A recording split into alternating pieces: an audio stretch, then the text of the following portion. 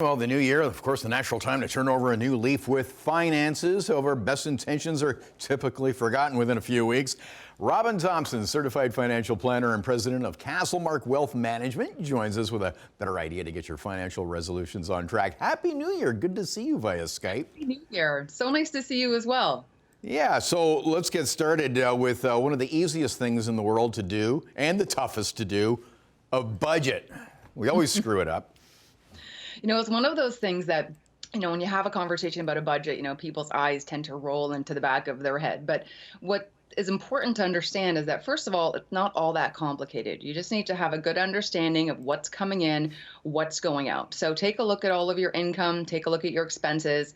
At the end of the day, if you are in the negative, when you minus those out, then it's time to take a good look at where you're spending your money and try to allocate it properly so that you are not just saving for now, but you're also making sure that your expenses are covered and you're putting something away for the future and paying down some debt. Yeah, and speaking of debt, credit cards, got to deal with that, particularly after the holidays and online shopping. Especially now when those credit card bills come in, if you haven't stuck to a budget through the holiday season, credit cards carry that one of the highest interest rates, so somewhere around 19%. So when you have that coming in and sticker shot and you're looking at and saying, okay, so what is the interest rate I'm carrying on these cards? Now, Bob, is a great time to take a look at the interest rates. We are in a low interest rate environment. Look to consolidate some of that high interest rate into a lower interest rate. So if you can drop it down to 3 or 4% in a loan or a line of credit and reduce that 19%, then you have that delta that you'll be able to use towards either paying off more debt or saving towards your future. So it's important to sort of nick that in the bud, especially with the credit cards, and try to get that interest rate down. Right. Let's talk about investment strategy. This is a good time of year to review it. Yeah, so your portfolio at the end of the year, usually people take a look at their portfolios at the end of each calendar year. So starting into the new year is a great time to take a look at how did my portfolio do over the last calendar year and how did the market do?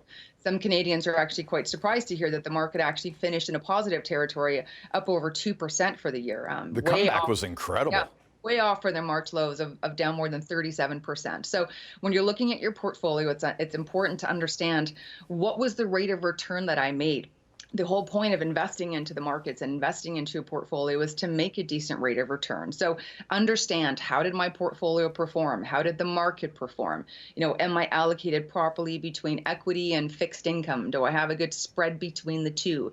And make sure that you're not taking too much risk in your portfolio, but that you're not taking any risk at all. Because again, the whole point of investing and having a portfolio is to make that rate of return. Right. And to that, given the pandemic, should we make any tweaks to what's the view on our cash position?